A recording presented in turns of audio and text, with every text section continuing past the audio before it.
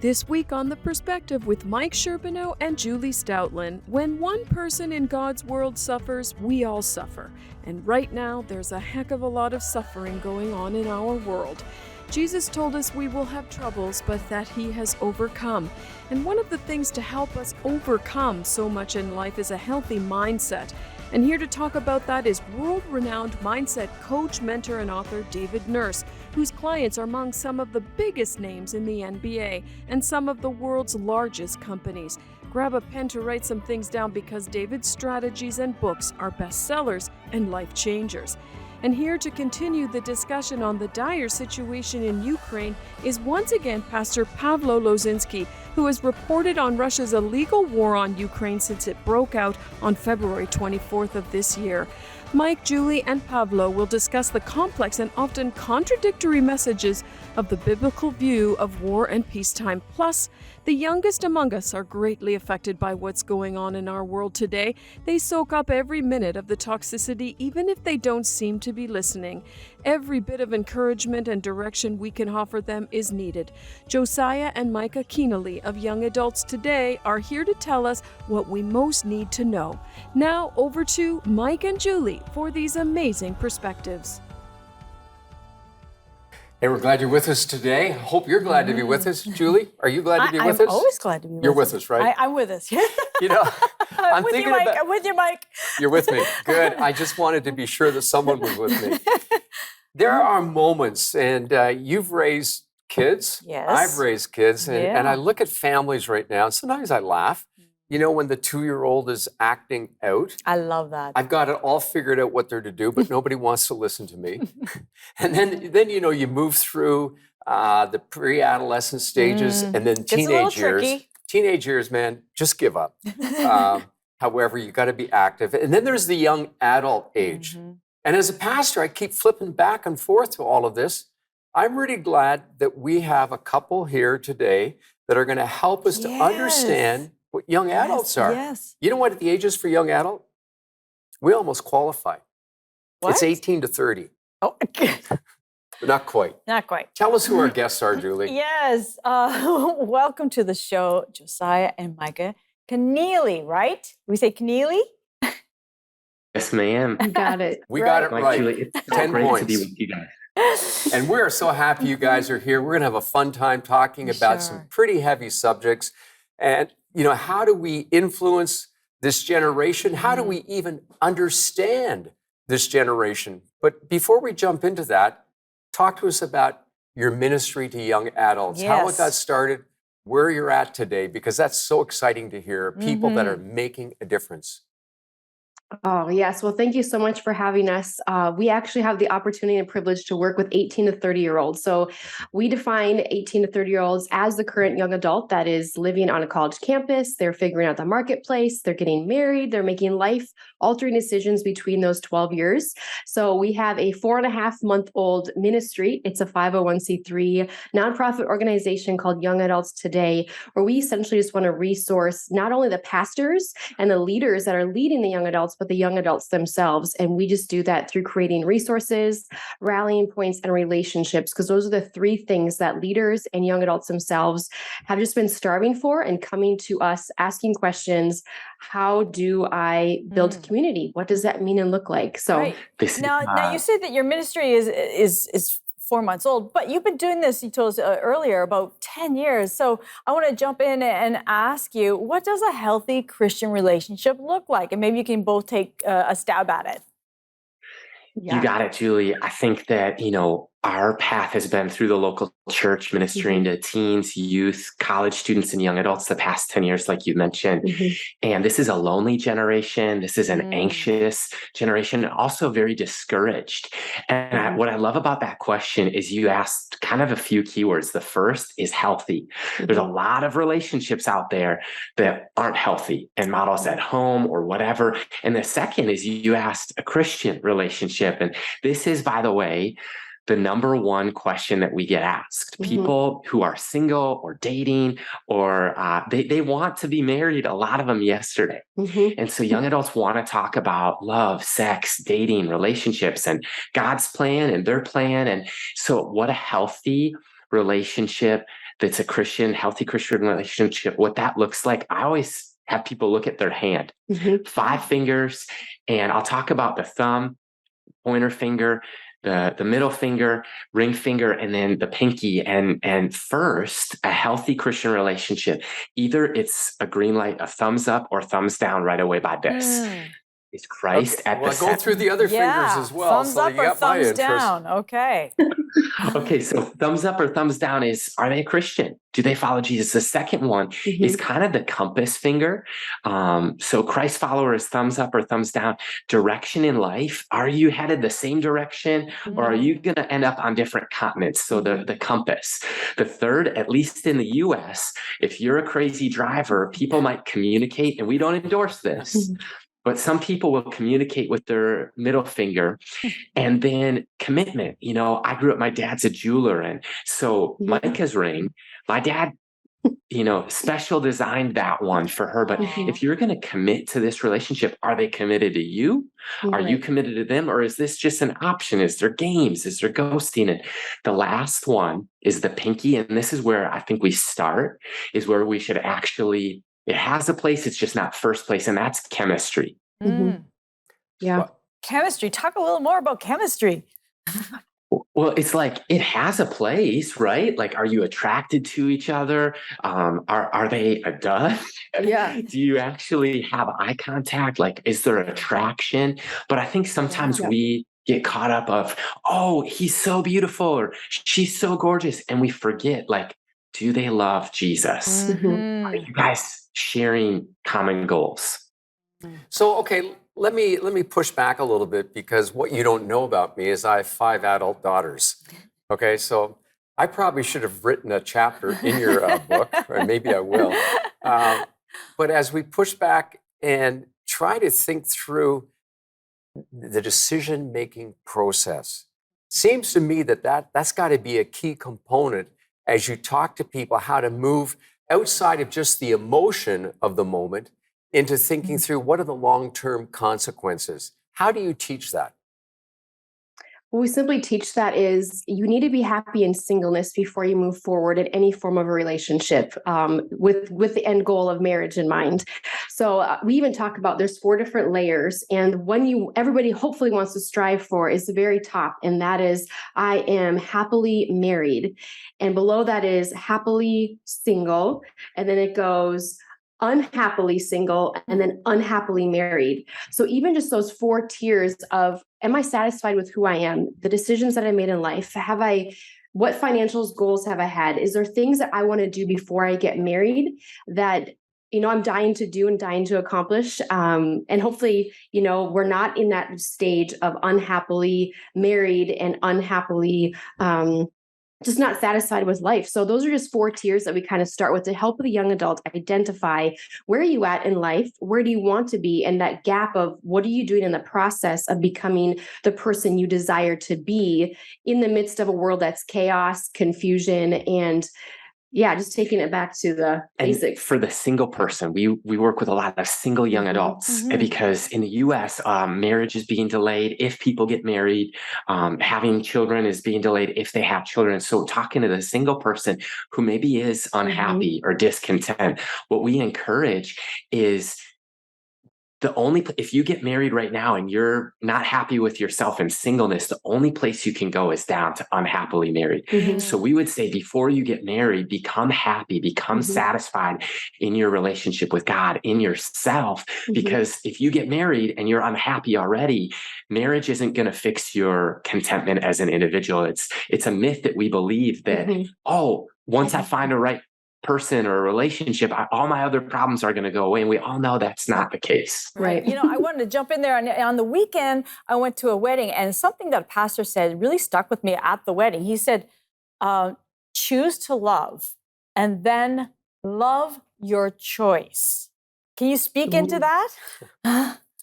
Yeah, that's good. That's wisdom right there. I think that, Julie, what you said there is that love is a choice. And so many times people plan thousands of hours and spend thousands of dollars on a wedding day. And That's a monumental day. We're not discounting that or saying lower the bar on that. What we are saying is let's raise the bar and think a little bit longer term into a lifetime of marriage. So many people prepare for a wedding day when it's actually a choice to be married for a lifetime. And if we over prepare for a wedding day and we under prepare for a lifetime of marriage together, that's the choice that this minister was talking about, is like, love the person that you choose, because the reality, you know what, there's a book that talks about flowers fade, grass withers, beauty is fading, but character, that lasts forever. The choice that you make, you marry a person likely when they're young and beautiful and attractive. And it's kind of like Lana Del Rey saying, will you still love me when I'm no longer young? Beautiful. That's the choice. Okay, I don't know what you're talking about right now. So no, That's seriously. good. That's good words. Good words. We're going to be right back with Josiah and Micah and talking more about relationships with young adults. Young adults today is really all about reaching the next generation in our world today. And so there's two sides of that ministry. Want to tell them about it, babe? Yeah, so one side is the leader themselves. So anybody leading a young adult ministry, working with individuals between 18 to 30. So we are providing resources, rallying points, but also an opportunity for relationships in that process. So we know as a leader, it can be, I don't know, scary. It can be lonely. You can feel under-resourced, maybe underutilized, but we want to come alongside you as the leader leading those young adult ministries. That is one side of the ministry. And the other side is who's the Josiah? Young adults in this world today. We just believe that now is the time for the next generation. And we're trusting God for salvation, discipleship, feeding these young adults back into the local church where they can be discipled and thrive, discover that they're alive to thrive in life, in faith, in adulting, and in leadership.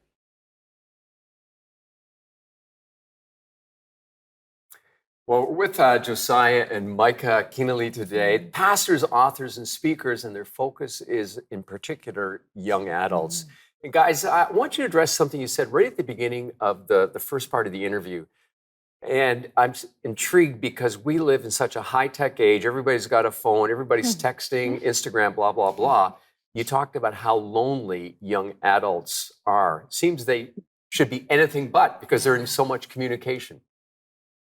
Yeah. Oh my gosh. Don't you kind of feel like, Mike, that it's almost like a mirage? Here I have my iPhone. I probably shouldn't show it during the interview, but I have one too. And I think that it's almost an illusion or a mirage, right? If you're in the desert, you might see a shadow that looks enticing. It looks like beautiful water and it looks like an oasis. And then you get there and it's dry, it's empty. And so I think that social media can sometimes be people's highlight reels. It can sometimes be the best of, and really it can be kind of an image management thing that, first of all, is anxiety goes off the charts, just trying to manage people's image. But I think the other thing is we can have all these friends or follower accounts and comparison. And at the end of the day, what we realize is that's not what it's all about. What it's all about is deep, meaningful relationships, friends, like sharing a meal over a kitchen table or having coffee in a coffee shop or going for a walk, the things that we couldn't do during the pandemic that we all took for granted. And so I think that as great as technology is, it can also sometimes hurt sometimes when we think that we have something that we really don't. You know, I'm a parent as well of two young adult girls. One just got married 5 weeks ago, and the other one's in school. So I fit right in there. Yeah. So as a parent, you know, tell us how our kids pick up on all our stuff and how we might curtail transferring our stuff onto them. I should have had this conversation 10 years ago for me, but anyways, I'm going to listen. No, I think that's so good. First of all, it's good to be a parent that's you're aware of those things. And even at a very small age with 20 2001, that was the generation that entered into a world where the cell phone was in everybody's hands. Like they were the first 100% technology, iPads, iPhones, everything. And just being mindful that even at the young age, we have 2 daughters that are very young that can open up our phone and take photos. So what we project in front of them is obviously what they're going to absorb. And that is even more so important for the teenagers and the young adults out there as a parent to be reminded of. If I'm sitting at the table as a parent and my phone is in front of my face when my children are there, what message am I sending them?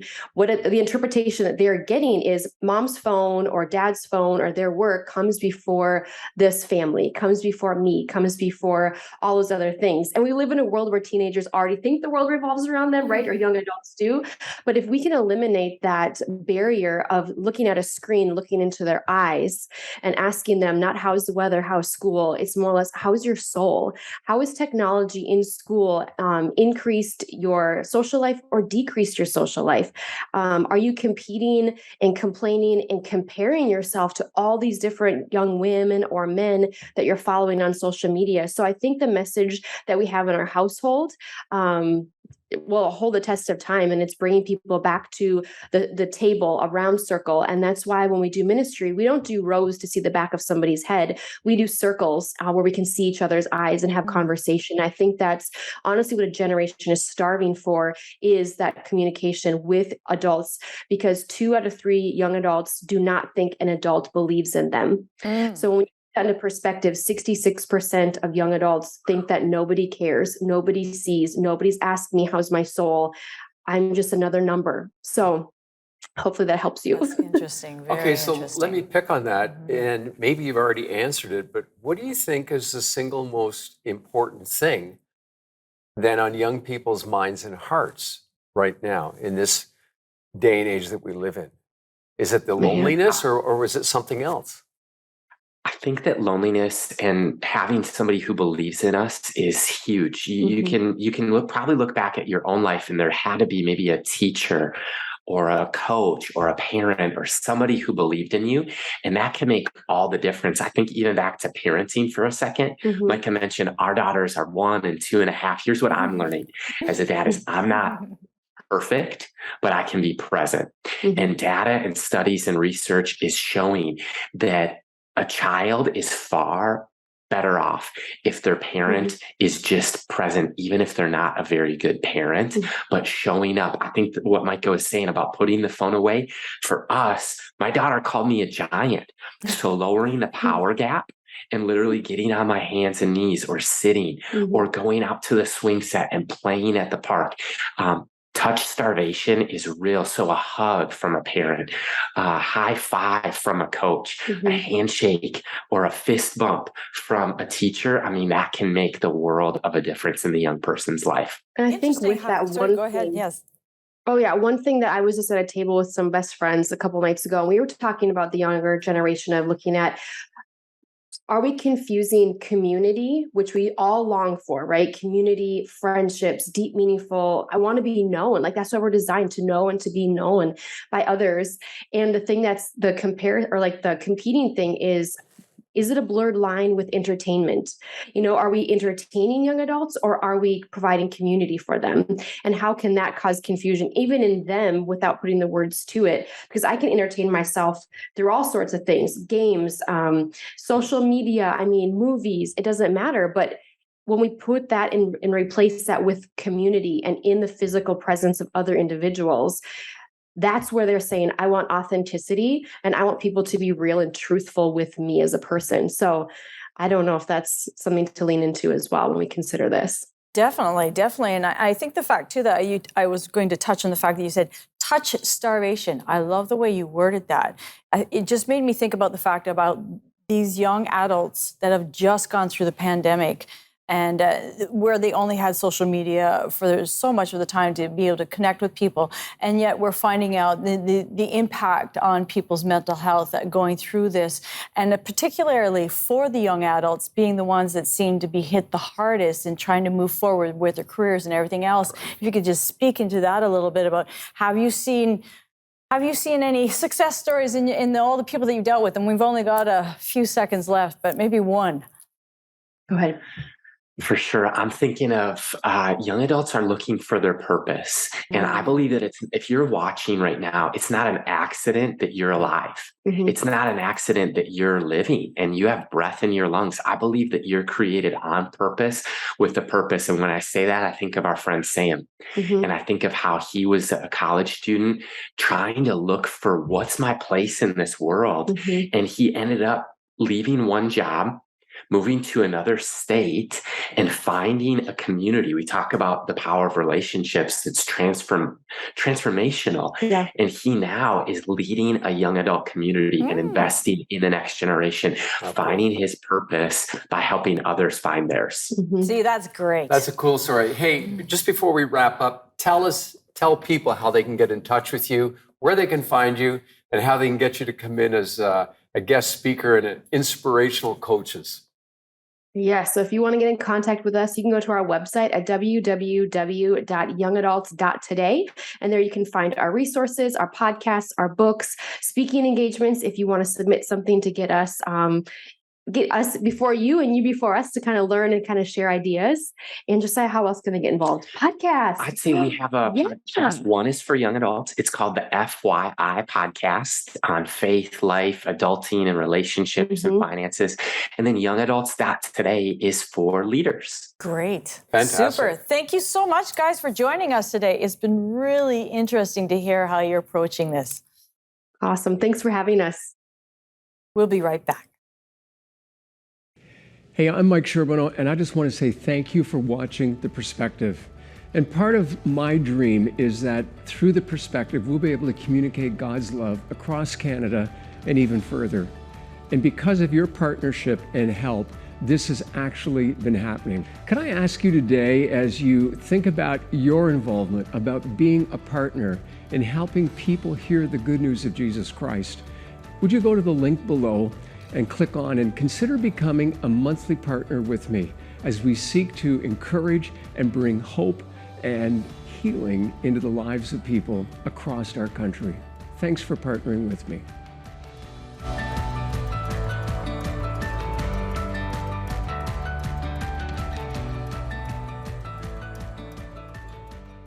You know, no one wants to be just a number.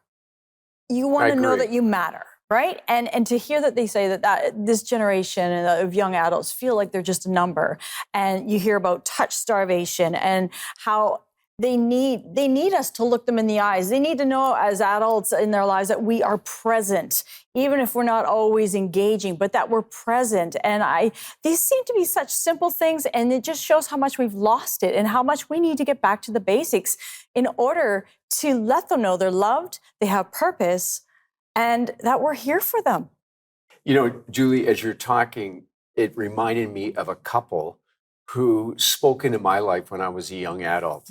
And their names were Claude and Marion Loney. And Claude and Marion, they had 5 kids of their own, and they started a church. And they invited me to come. I was a first-year student in college, and I would show up for church, and then they would invite people back to their house for lunch. And, you know, being the poor, starving student, I always went. And I'll never forget, it's kind of an emotional story for me. But several years later, I'm rummaging through a box, and there is a fork and a knife in there. And I looked and said, where did it come from? And I realized that it was one of the many Sundays I was at their home, and I tucked it in my pocket. And I had Marion come and speak because her husband, Claude, had passed away. And when she came to speak at our church, I gave her back her fork and knife. And maybe I can just say today, not to doubt the influence that you can have.